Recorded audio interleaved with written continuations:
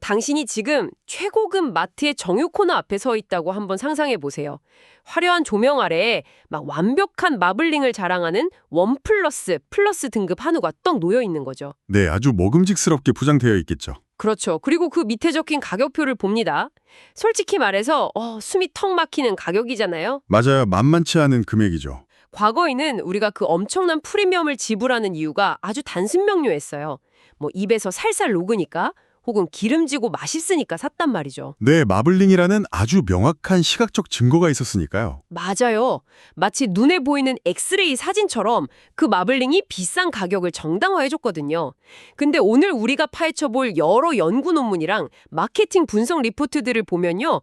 소비자들이 지갑을 여는 진짜 이유가 완전히 다른 곳으로 이동했다는 걸 알 수 있습니다. 아주 흥미로운 변화죠. 당신은 지금 단순히 저녁 식사거리를 사는 게 아니라 아주 정교하게 설계된 윤리적 자본을 구매하고 있는 겁니다. 좋아요. 이 내용을 하나씩 풀어보죠. 전문가님, 도대체 지금 축산업 시장, 그중에서도 이 최고급 프리미엄을 자랑하는 한우 마케팅의 이면에서는 무슨 일이 벌어지고 있는 건가요? 우리가 흔히 기업의 경영 지표로만 생각했던 ESG 있잖아요. 환경, 사회, 지배구조라는 그 거대한 개념이 이제는 소비자의 식탁 위로 직접 올라왔다는 점에 주목해야 합니다. 아, 식탁 위로요? 네, 특히 육류산업은 동물복지나 기후변화 같은 현대사회의 가장 첨예한 윤리적 딜레마와 정면으로 맞닿아 있거든요. 여기서 흥미로운 건 영리한 프리미엄 한우 브랜드들의 태도입니다. 태도라면 어떤 식으로요? 이런 사회적 압박을 단순한 비용 증가나 좀 선가신 규제로 대하는 것을 멈췄다는 거죠. 오히려 이 위기를 자신들만의 독점적인 프리미엄, 이른바 에티컬 캐피털, 즉 윤리적 자본으로 치환해서 엄청난 경쟁 우위로 사용하고 있어요. 윤리적 자본이요? 와. 그러니까 예전에는 소의 마블링이 화려해서 비싼 돈을 냈다면 이제는 나는 윤리적인 사람이다. 뭐 이런 사회적 지위를 얻기 위해 기꺼이 프리미엄을 지불한다는 거군요. 정확합니다. 요즘 MZ세대를 중심으로 자신의 정치적이나 윤리적 신념을 소비로 표현하는 미닝아웃 트렌드가 되게 강력하잖아요. 비싼 복지 인증 한우를 사서 SNS에 막 올리는 게 약간 명품 가방의 로고를 보여주는 거랑 비슷한 심리적 메커니즘인 건가요? 명품 소비랑 구조 자체는 꽤 비슷해 보일 수 있어요. 하지만 그 기저에 깔린 심리는 훨씬 더 복잡하고 내밀합니다. 단순히 남에게 보여주기 위한 과시가 아니거든요. 과시가 아니면요? 오늘 우리가 다루는 심리학이나 소비자 행동 리포트들을 종합해보면요. 현대 소비자의 내면에는 육류 소비에 대한 아주 깊은 윤리적 죄책감이 자리 잡고 있습니다. 아, 고기를 먹으면서 느끼는 죄책감이요? 그렇죠. 인간은 원래 고기를 좋아하도록 진화했지만 동시에 생명을 죽여서 먹는다는 근본적인 딜레마를 안고 있잖아요. 맞아요. 사실 저도 같은 다큐멘터리 같은 거 보면 마음이 좀 불편하더라고요. 바로 그겁니다. 현대 미디어를 통해서 공장식 축산의 그 잔혹한 현실이 낱낱이 공개되면서 소비자들은 고기를 먹을 때마다 일종의 심리적인 장벽에 부딪히게 된 거예요. 한우의 동물복지 마케팅은 바로 이 불편한 감정을 타겟으로 삼습니다. 아, 그러니까 고기를 아예 포기할 수는 없으니 내 마음을 편하게 해줄 명분이 필요하다는 거군요. 그게 핵심입니다. 동물복지 인증 마크가 딱 붙은 한우를 선택함으로써 소비자들은 나는 최소한의 생명 존중과 윤리적 기준을 충족한 고기를 선택했다는 심리적 안정감을 얻는 거죠. 약간 현대판 면제부 같은 느낌이네요. 맞아요. 이 죄책감의 해소라는 심리적 보상이 제공되는 순간 소비자가 느끼는 가격 저항선은 그냥 허무하게 무너져 버립니다. 와, 고기를 먹으면서 느끼는 죄책감을 해소해주는 비용이 그 비싼 가격표 안에 싹 다 포함되어 있다는 거네요. 정말 기발하면서도 조금은 무서운 통찰입니다. 근데 여기서 궁금한 점이 생겨요. 네, 어떤 부분이죠?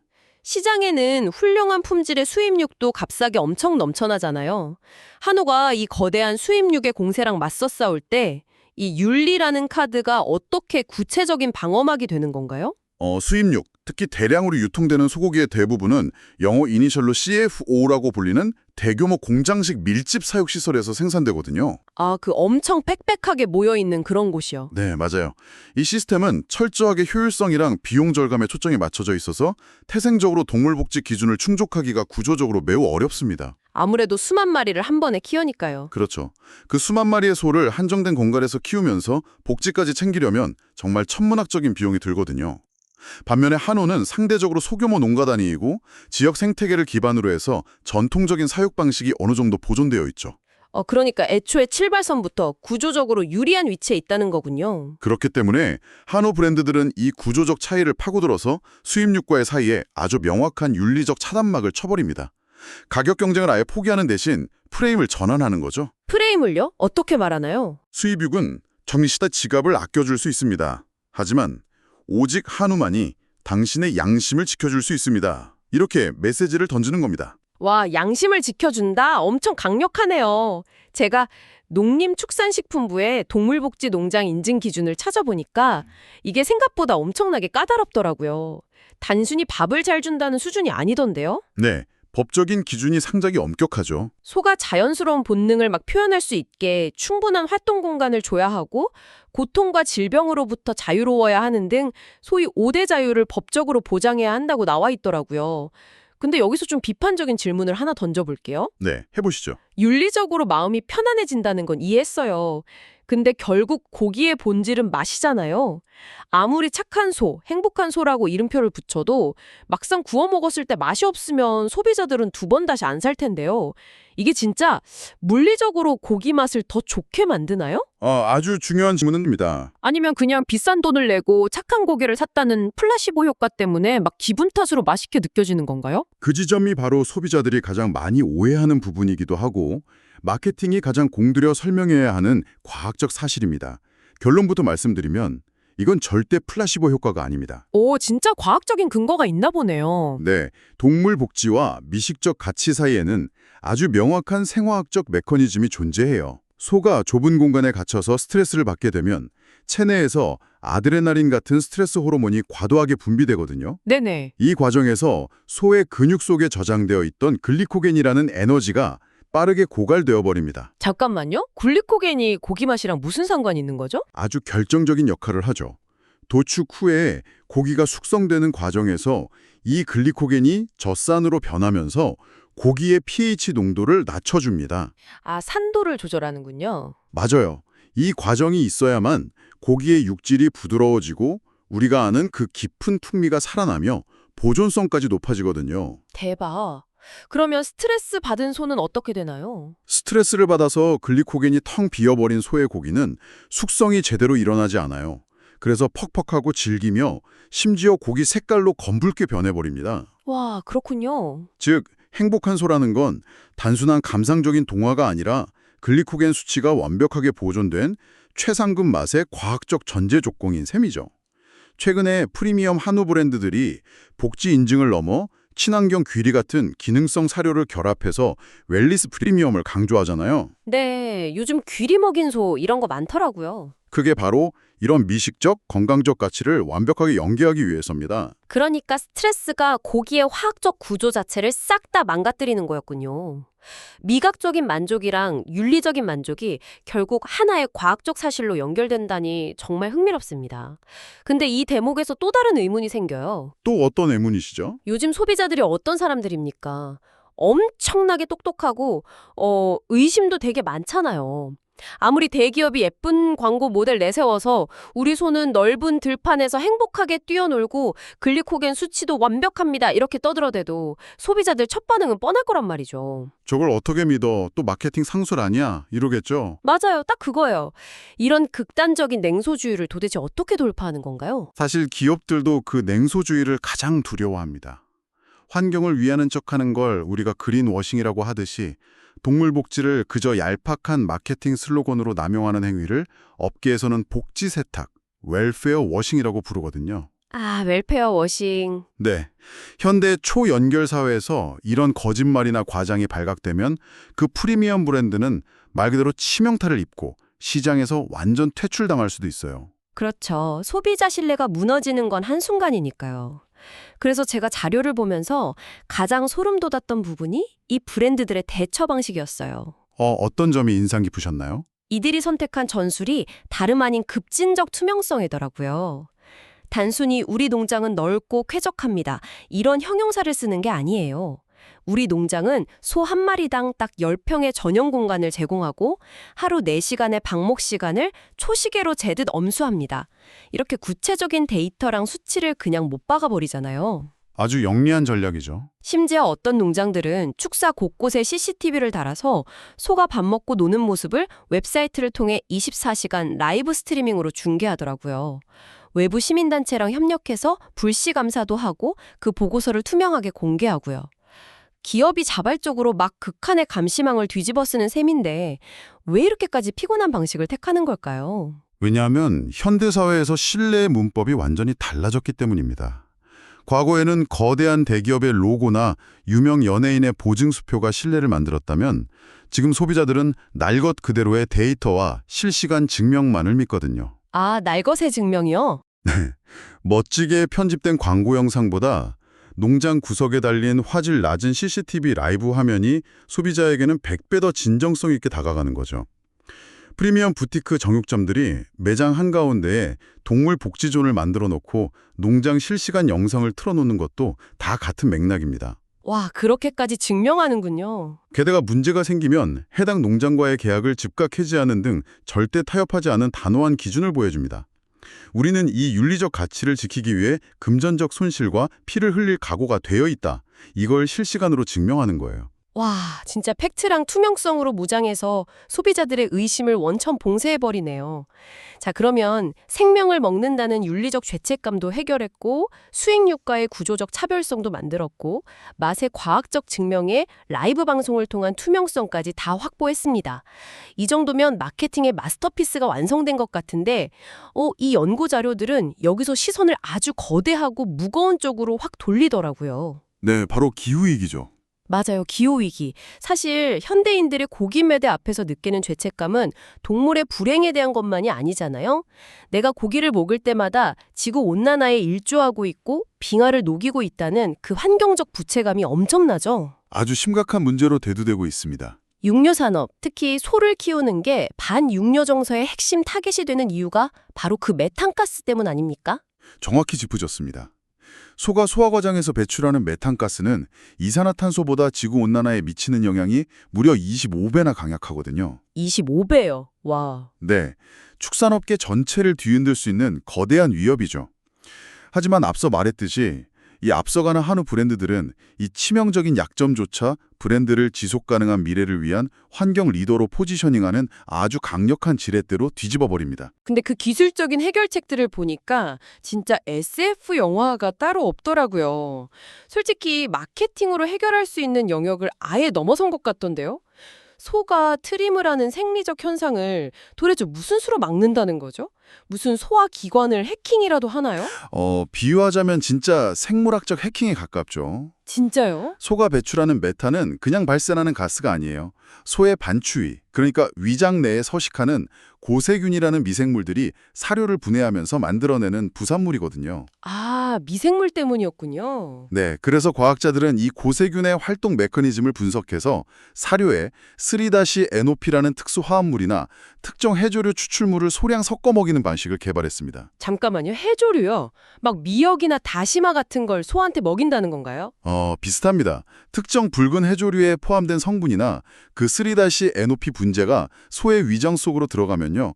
고세균이 메탄을 합성할 때 반드시 필요한 특정 효소의 작용을 아예 차단해버립니다. 헐, 대박이네요. 소의 소화나 건강에는 전혀 악영향을 주지 않으면서 메탄 생산 공장의 스위치만 탁 꺼버리는 거죠.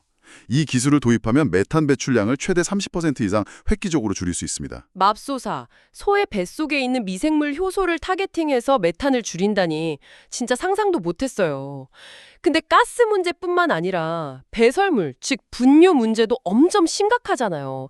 수많은 소가 배출하는 분뇨가 결국 토양이나 수질 오염의 주범이 되니까요. 이것도 기술로 해결이 되나요? 거기서 바로 자원순환, 즉 순환경제라는 개념이 등장합니다. 순환경제요? 네, 단순히 분뇨를 치워야 하는 골칫거리로 보는 게 아니에요. 현대화된 농장들은 소의 배설물을 현기성 소화시설, 쉽게 말해서 산소가 없는 거대한 밀폐 탱크에 딱 넣습니다. 네. 여기서 미생물이 분뇨를 분해하면서 막대한 양의 바이오가스를 뿜어내거든요. 농장들은 이 가스를 포집해서 터빈을 돌려 전기를 생산하고 그 전기로 축사의 냉난방과 환기 시스템을 가동합니다. 말 그대로 에너지를 자립하는 거죠. 잠깐만요. 소의 배설물에서 가스를 뽑아내서 농장 전기를 자치 충당한다고요? 와, 그럼 남은 찌꺼기는 어떻게 하죠? 버리나요? 아니요. 가스를 다 뽑아내고 남은 소화액이랑 찌꺼기들은 완벽하게 발효된 최고급 유기농 퇴비가 됩니다. 아, 비료로 쓰는군요. 그렇죠. 농장은 이 퇴비를 지역 농가에 비료로 공급하고 그 땅에서 자란 조사료, 즉 풀을 다시 솎아 먹는 이 완벽한 선순환의 고리가 완성되는 겁니다. 듣다 보니까 이건 제가 알던 그 재래식 축산업이 아니네요. 거의 최첨단 친환경 발전소이자 거대한 화학 공장 수준이잖아요. 땅에서 온 자원을 다시 땅으로 완벽하게 돌려보낸다는 그 자료 속 카피가 이제야 확 이해가 갑니다. 아주 적절한 비유네요. 하지만 여기서 또 한 번 소비자의 입장에서 질문을 좀 던져볼게요. 농장 깊숙한 곳에서 이런 엄청난 생화학적, 공학적 혁신이 일어나고 있다는 건 진짜 대단한 일입니다. 근데 주말에 마트에 가서 카트를 끌고 있는 소비자가 이 복잡한 과학을 도대체 어떻게 알겠습니까? 그게 마케터들의 가장 큰 고민이죠. 아무리 뒤에서 지구를 구하고 있어도 소비자가 체감하지 못하면 마케팅으로서는 실패한 거잖아요. 이 거대한 기술적 팩트들을 어떻게 마트 매대 앞에 서 있는 소비자의 스마트폰 안으로 끌어들이나요? 바로 그 부분이 오늘날 에코마케팅이 해결해야 할 최전선의 과제입니다. 거대한 첨단 기술을 소비자의 직관적이고 일상적인 경험으로 번역해내는 세밀한 터치들이 아주 필요하거든요. 어떤 터치들이 있죠? 예를 들어 농장에서는 IoT 센서를 활용해 소 개체별로 물과 사료 섭취량을 아주 정밀하게 통제합니다.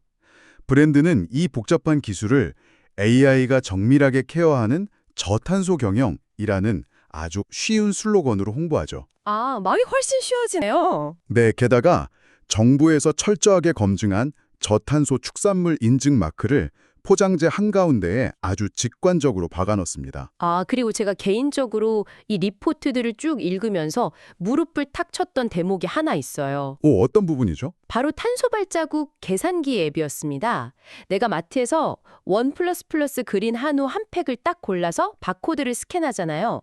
그러면 스마트폰 화면에 당신이 방금 산 이 고기 한 점 덕분에 일반 소고기를 먹었을 때보다 메탄가스가 이만큼 절감되었습니다 하면서 막 나무가 몇 그루 심어진 효과인지 시각화해서 딱 보여주더라고요. 네, 소비자에게 직접적인 피드백을 주는 거죠. 게다가 포장재도 플라스틱이 아니라 100% 생분해성 소재나 재활용 펄프를 쓰고 심지어 어떤 부티크 정육점은 매장 인테리어 자체를 순환 농업에서 나온 재활용 자재나 퇴비화가 가능한 소재로 꾸며놓았다고 하더라고요. 디테일에 엄청 신경을 쓰는 겁니다. 전문가님, 이게 도대체 무슨 의미인지 아시겠습니까? 청취자 여러분, 당신이 일반 소고기 대신 굳이 그 비싼 저탄소 동물 목지 한우 라벨을 집어드는 순간 당신은 단순히 오늘 저녁에 먹을 그 맛있는 단백질 덩어리를 사는 게 아니란 뜻입니다. 당신은 동물학대에 반대하는 투표용지에 도장을 찍은 것이고 동시에 지구의 기후위기를 막는 탄소 감축 프로젝트의 스위치를 탁 누른 겁니다. 한우 브랜드들은 정육점에서 고기를 파는 게 아니라 소비자가 세상을 바꾸는 데 일조했다는 그 강력하고 뿌듯한 경험을 팔고 있는 거네요. 와, 완벽한 통찰입니다. 이 모든 세밀한 번역의 과정들이 딱 모여서 소비자의 머릿속에 가격 민감도를 초월하는 이 신념 기반의 충성도를 형성하게 되거든요. 신념 기반의 충성도요? 네. 수입육이 아무리 가격을 절반으로 확 후려친다고 해도 자신의 신념과 환경적 책임을 소비와 동일시하는 이 견고한 소비자들은 쉽게 흔들리지 않습니다. 가격보단 가치니까요. 맞아요. 브랜드는 단순히 고기를 파는 것을 넘어서 방목지의 초지를 관리하고 생물 다양성을 보존하는 그 생태복원 프로젝트를 다큐멘터리로 만들어서 배포하기도 해요. 결과적으로 한우 브랜드를 환경 파괴의 주범이라는 오명에서 완벽하게 구출해내고 지속가능한 지구를 위한 혁신적인 해결사라는 전혀 다른 차원의 위치에 확 올려놓는 거죠. 오늘 우리가 함께 파헤쳐본 이 여러 연구 리포트와 분석 자료들을 묶어보니까요. 축산업계 이면에서 벌어지고 있는 거대하고 숨막히는 혁신 스토리가 보입니다. 한우가 이 복잡한 ESG 시대에 살아남고 또 진화하기 위해서 단순히 마블링이 훌륭해서 맛있습니다라는 그 낡은 공식을 어떻게 파괴하고 있는지 말이죠. 네, 정말 엄청난 변화의 한가운데 있는 거죠. 기후위기의 방어선으로 진화하고 있는 이 치열한 마코의 전술들은 정말 경이롭기까지 합니다. 앞으로의 발전이 더욱 기대되는 분야이기도 하고요. 자, 다음번에 당신이 이 프리미엄 마트 정육 코너에서 생소한 동물복지 인증 마크나 저탄소 사료라는 문구가 적힌 비싼 한우를 딱 보게 된다면 그냥 기업들이 돈을 더 받으려고 붙여놓은 얄팍한 상술이거니 하고 그냥 지나치지 마시길 바랍니다.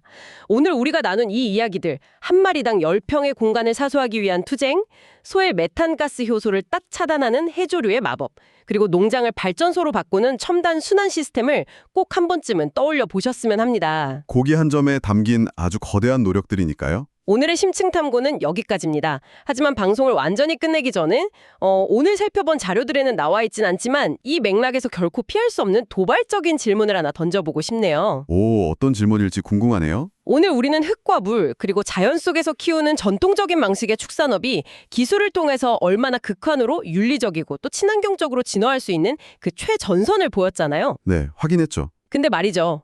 만약 아주 가까운 미래에 막 미식가가 먹어도 구별할 수 없을 만큼 맛이랑 식감 그리고 마블링까지 완벽하게 똑같은 배양육이 연구실에서 대량 생산되어서 마트매대의 3분의 1 가격으로 쫙 깔린다면 어떨까요? 야, 그거 정말 무서운 상상이네요. 토양 오염도 메탄가스 배출도 완벽한 제로이고 단 한 마리의 동물도 희생시키거나 스트레스를 줄 필요가 없는 그야말로 수학적으로 완벽한 윤리성을 갖춘 그 실험실의 고기 말입니다. 네.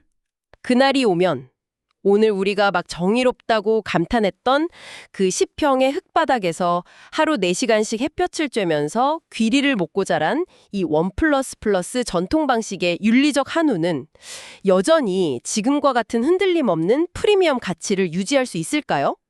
아니면 엑스레이 기계가 고장나버린 것처럼 그냥 과거 인류가 자연을 착취하며 발버둥 쳤던 시대의 유물로 역사의 뒤안길로 사라지게 될까요? 정말 많은 생각을 하게 만드는 화두입니다. 처음 정육 코너에서 느꼈던 그 숨막히는 가격표의 의미가 과학의 발전과 함께 미래에는 또 어떤 철학적 의미로 바뀌게 될지 여러분의 생각은 어떠신가요? 여러분만의 해답을 한번 상상해 보시길 바라며 저희는 다음 심층 탐구에서 뵙겠습니다.